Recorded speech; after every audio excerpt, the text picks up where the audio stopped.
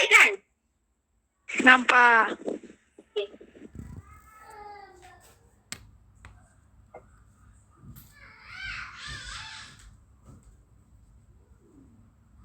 Okay, so hari ini kita akan terus dengan tugasan 3 berkaitan dengan perniagaan, tugasan projek kertas 3. Kita akan tengok apa pula tugasan 3. Okey, untuk tugasan 3 hari ini kita akan tengok 2 perkara. Yang pertama struktur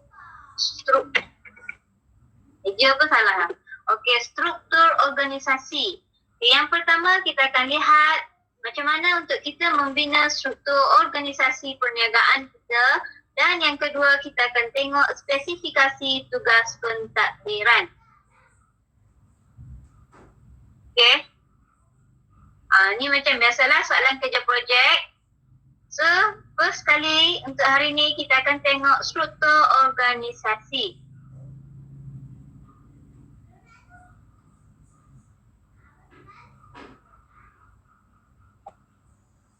Kamu nampak tak word yang cikgu tunjuk ni? Nampak. Nampak Good.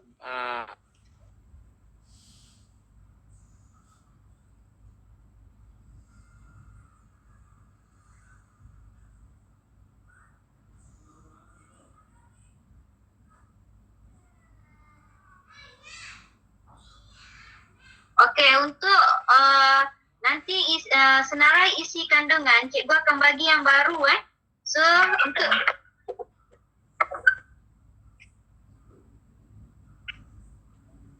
untuk kali ini kamu terus dia tulis 3.0 sebab struktur organisasi dia berada di bawah 3.0 di bawah rancangan pentadbiran dan ataupun organisasi. Maknanya latar belakang tempoh hari dia berada di bawah 2.0 dan pengenalan dia berada pada 1.0. Yang itu nanti jangan risau untuk isi kandungan, cikgu akan bagi yang baru. Okey, sebelum cikgu terlupa lagi sekali cikgu nak ingatkan kepada pelajar-pelajar, bila kamu hantar tugasan, hantar yang seketul yang cikgu bagi macam ni saja. Bukan hantar tugasan yang mana kamu sudah combine dia daripada cover depan, lepas tu ada isi kandungan, lepas tu ada latar belakang. Tak perlu. Kamu hantar seketul-seketul macam ni saja. Kalau ini ada soft copy yang cikgu bagi, ini saja yang kamu send balik pada cikgu setelah kamu buat pembetulan, setelah kamu buat pengeditan. Yang kamu nak combine semua tu bila tunggu semua dah siap, bila tunggu kamu punya kerja khusus memang 100% betul. Bila cikgu bagi arahan, okay guys, semua pelajar dah mula boleh combine tugasan mengikut isi kandungan yang diberi. Okay, barulah kamu combine. Selagi cikgu tak bagi arahan, tak perlu combine. Okay, okay, kita terus sekejap saja untuk hari ini. Cikgu cuba sebelum jam 12. Okey, untuk struktur organisasi, kamu buat macam ni saja. Berikut merupakan carta organisasi bagi perniagaan perkhidmatan. Ini adalah nama perniagaan kamu. So, tulislah. Dan untuk carta organisasi ataupun struktur organisasi ni, untuk kali ini, dia nak kamu buat 3 level. Apakah yang dimaksudkan dengan 3 level? Okey, ini level pertama. Level pertama adalah pihak pengurusan atasan. Level yang kedua adalah pihak pengurusan pertengahan. Dan level yang ketiga adalah pihak pengurusan pekerja bawahan. Pekerja bawahan. Dia nak 3 peringkat struktur organisasi. So bila 3 peringkat, ini contoh dia Dan kamu mesti faham guys, struktur organisasi ni mesti ikut bilangan pekerja kamu. Kalau bilangan pekerja kamu 5 orang, kamu dah describe pengurus ke atas. Pengurus ni adalah kamulah, nama pemilik tu nama kamulah. Okey, dan kalau pekerja kamu 5 orang, kamu mesti tahu kamu punya staf sokongan berapa orang. Yang level pertengahan ini adalah staf sokongan. Dan pekerja bawahan ini adalah pekerja operasi. So, kalau contoh katakan perniagaan kamu ada 5 orang pekerja kamu pakai, maknanya dekat sini ini kamu ambil yang paling minimum siapa yang ambil pekerja yang paling minimum, inilah contoh dia punya struktur organisasi. Katakan kalau kamu pilih lebih daripada 5 orang, kamu kan boleh dikatakan semua milikan tunggal. Kalau perkongsian lain pula, pengurusan dia ada 2 orang sebab dia berkongsi. Okey. So, kalau milikan tunggal, tak ada masalah lah. Inilah contoh dia. Okay, so maknanya kalau kamu ambil lebih daripada 5 orang pekerja, contoh katakan kamu ambil 10 orang pekerja, kamu mesti describe 10 orang itu berapa orang staf sokongan, berapa orang pekerja operasi. Bukan 10 orang itu semuanya pekerja operasi. Kamu mesti tallykan bilangan staf sokongan dan juga bilangan pekerja itu mengikut kertas soalan kalau kamu tengok kertas soalan muka surat 3, dia ada kehendak dia yang ini dia bagi minimum. Kalau kamu nak maksimum atau nak lebih daripada tu, tak ada masalah. Yang ini yang minimum. Kalau yang minimum pengurusan untuk milikan tunggal seorang. Kat sinilah pengurusan seorang lah. Kalau perkongsian dia 2 orang, maknanya pengurus dia ada 2 orang sebab dia berkongsi. Okey, staf sokongan, kalau milikan tunggal dan perkongsian dua-dua 2 orang je. Lepas tu operasi. Kalau operasi untuk milikan tunggal minimum dia 3 orang. Inilah contoh yang minimum. Tapi kalau perkongsian minimum dia ada 5 orang. So maknanya ada 5 kotak lah pekerja pembersihan kamu. Contoh katakan kalau kamu ambil pembersihan lah, itu kalau kamu ambil yang minimum. Tapi contoh katakan kamu nak tambah kepada 10 orang pekerja. So kamu mesti describe lah. Daripada 10 tu mungkin 3 orang kamu nak letak dekat staf sokongan. So kalau 3 orang, kamu mesti cari satu lagi jawatan yang sesuai dengan dia. Ini contoh cikgu bagi. Okay. Dan kalau 3 orang ni sebagai staf sokongan, maknanya 7 orang lagi tu adalah pekerja operasi. Semua kamu kena catat dekat bawah ni lah. Okay. Ini cikgu bagi dalam bentuk potret. Contoh katakan kalau pekerja operasi kamu ramai, tak cukup lah cikgu, kecil sangat potret. Kamu boleh buat landscape, tak ada masalah. So be careful. Cuba kamu tengok outline dia Bila ada 3 level, kamu tengok pengurus. Di bawah pengurus dia ada kerani akaun dengan penyedia pekerja. Sampai sini adalah di bawah pengurus. And then pekerja operasi dia bukan pengurus lagi yang handle. Siapa yang handle? Penyedia pekerja. Penyedia pekerja ni lah yang akan handle pekerja operasi. Ini maknanya 3 level. Dan kamu mesti ingat untuk yang rancangan perniagaan ini, struktur organisasi yang diperlukan adalah menggunakan kaedah fungsian. Apa tu kaedah fungsian dan sebagainya? Semua tu kamu dah belajar. Tengok balik dalam bab 1 tingkatan 5. Cara kamu nak membina struktur organisasi berkaitan dengan fungsian. Cuma yang ni adalah 3 level. So, setakat ni ada masalah guys? Tak ada. Cikgu harap faham Clear tak suara cikgu? Clear. Clear Ada putus-putus tak? Tak ada. Tak ada. Okey. Sebab nak laju sikit. Hari ni tak banyak. Sekejap je. Okey, kalau kamu dah settle bahagian struktur organisasi, nama ni jangan kamu tulis Abu Mama Alim. Dia tu tulis nama penuh full name Ali bin Popo, Mama bin Aloe Vera. Contoh. Bagi nama penuh Okey. So kita tengok yang seterusnya untuk hari ini adalah jadual spesifikasi tugas pentadbiran. Apakah yang dinamakan sebagai jadual spesifikasi tugas pentadbiran? Okey. Yang ni cikgu combine. Sebab dia dalam satu tugasan. Itu cikgu lah. Cikgu punya dokumen. Kamu ikut je apa yang cikgu bagi. Okay guys. So untuk yang ni 3.2 jadual spesifikasi tugas. Berikut merupakan jadual spesifikasi tugas bagi yang ini macam biasalah nama perniagaan kamu. Bagi banyak kali. Sini kamu tukar untuk lah bagi cun sikit ayat dia. Okay, untuk melicinkan pengurusan perniagaan. Apa yang dimaksudkan dengan jadual spesifikasi ni, setiap jawatan yang ada dalam syarikat kamu tu, kamu mesti describekan dia apa tugas-tugas yang perlu dia buat.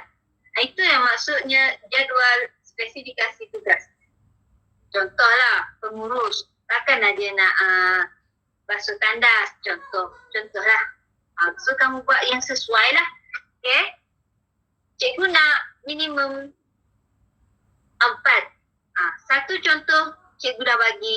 Maknanya setiap pelajar cuba cari 3 lagi. 3 lagi. Setiap pengurus ni dia nak ada 3. Contoh pengurus. Yang pertama, menguruskan kewangan dan pentadbiran perniagaan. Yalah, memang tugas dia. So dia lah yang akan mengurus. Okay. Yang kedua, kerani account. Okay, kerani account. Fikir sendirilah kerani account apa yang sesuai. Janganlah pula kerani account. Okay, membancu teh dan kopi untuk pengurus. Boleh je, tak ada masalah. Tapi cari yang lebih spesifik dengan dia punya jawatan lah. Okay. Yang ketiga, penyelia pekerja. Penyelia pekerja ni maknanya dia yang akan menyelia pekerja-pekerja yang ada di bawahnya. Contoh, tempahan dia buat. Mungkin, ya. Skrin cikgu tak gerak-gerak. Tak gerak-gerak.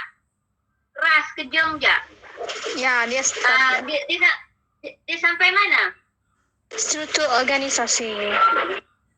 Struktur organisasi. Okey, dia stop.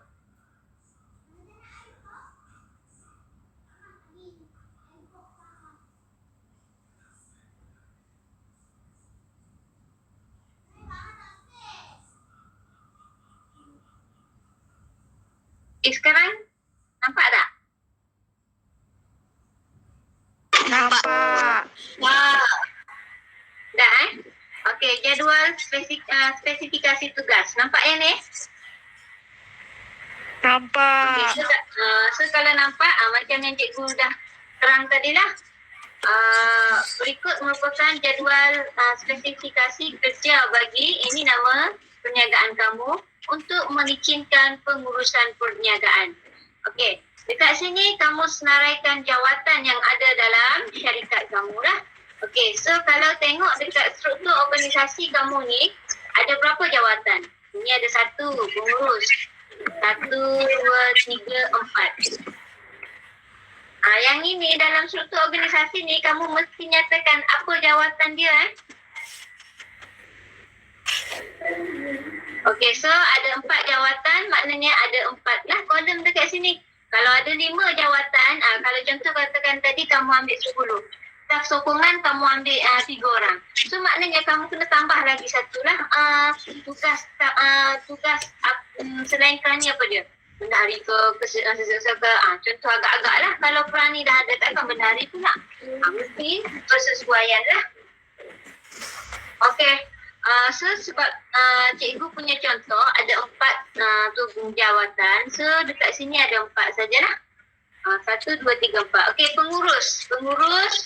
Cikgu bagi contoh yang pertama menguruskan kewangan dan pentadbiran perniagaan. So kamu cari 3 lagi apakah spesifikasi tugas yang berkait dengan pengurus.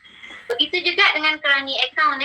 Kerani akaun merekodkan rekod kewangan, buku, runcit tunai.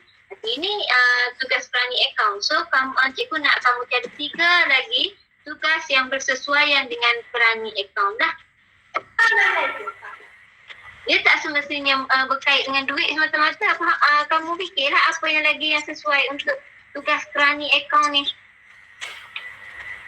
Sebab perniagaan kamu kita andaikan kecil lah. Sebabnya kita baru memulakan perniagaan. So mungkin skop pekerjaan dia pun tidak terlampau banyak. Janganlah kamu tulis kerani akaun ni contoh membuat audit. bukan pelani akaun yang membuat audit perakaunan orang lain. Jangan main hantam-taram je, agak-agak lah. So yang ni semua, tugas-tugas ni semua kamu boleh search and tanya Pak Cik Google. Okey, seterusnya penyelia pekerja.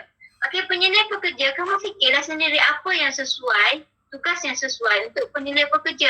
Contoh dekat sini, yang pertama memastikan pekerja pembersihan mendapat maklumat pelanggan sebelum menjalankan perkhidmatan. Okey, sebab contoh katakan, mungkin tempahan-tempahan pelanggan dibuat melalui penyelia pekerja. Mungkin dia buat secara online. Dan siapa yang akan semak tempahan secara online tu? Mungkinlah penyelia pekerja. So penyelia pekerja ni, dia perlu turunkan kuasa dia ataupun pengetahuan dia kepada pekerja pembersihan. Sebab apa? Sebab kalau ikut struktur organisasi, pekerja pembersihan dia berada di bawah sediaan penyelia pekerja.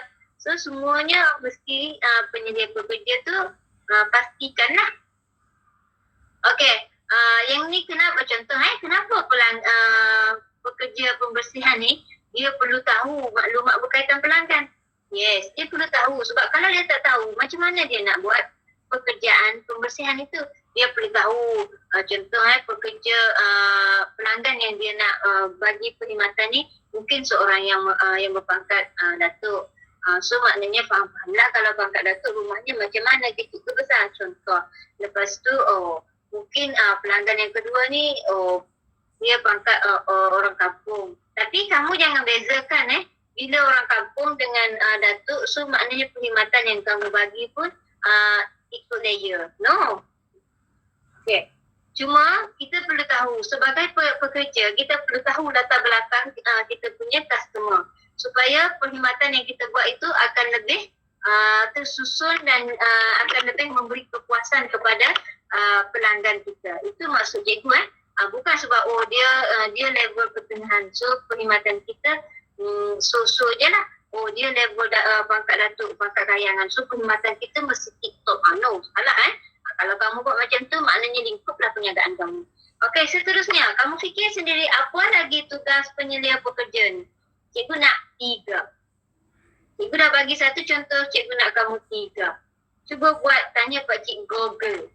Kalau maksud contoh kamu tak tahu sangat-sangat, kamu tanya kawan kamu. Boleh tanya. Contoh katakan dia bagi membancuh teh. Contoh membancuh teh untuk pengurus. Itu maksud dia. Itu contoh kawan kamu. Kamu dah tak tahu, tak ada idea. Kamu jangan guna pakai ayat dia sebiji-biji sama. Kamu boleh buat menyediakan teh untuk pengurus. Okey, kalau yang macam tu cikgu tak kata dia tak kata sebagai meniru Tapi kalau ayat sebiji sama, membuat teh untuk pengurus. Kawan kamu yang dia punya membuat teh untuk pengurus. Kamu pun tiru membuat teh untuk pengurus. So memang itu meniru. Tapi kalau kawan kamu membuat teh untuk pengurus, kamu tukar membuat tu kepada menyediakan teh untuk pengurus atau menyediakan kopi untuk pengurus. So cikgu tak kata itu meniru. Walaupun dia mempunyai maksud yang sama. Boleh faham Okey, so cikgu harap tak ada masalah lah untuk kamu faham. Dan last sekali adalah pekerja pembersihan. Okay, pekerja pembersihan, apa tugas dia yang sesuai lah. Okay, cikgu nak 3 daripada 4. 1 cikgu dah bagi, so 3 lagi cikgu nak kamu cari sendiri. So untuk tugasan 3 hari ini, itu sahaja. Yang pertama adalah struktur organisasi dan yang kedua adalah jadual spesifikasi tugas. Okay guys, sampai sini. Kamu ada masalah guys? Boleh faham tak? Boleh. Okay, so cikgu harap tak ada masalah. Cikgu stop record dulu.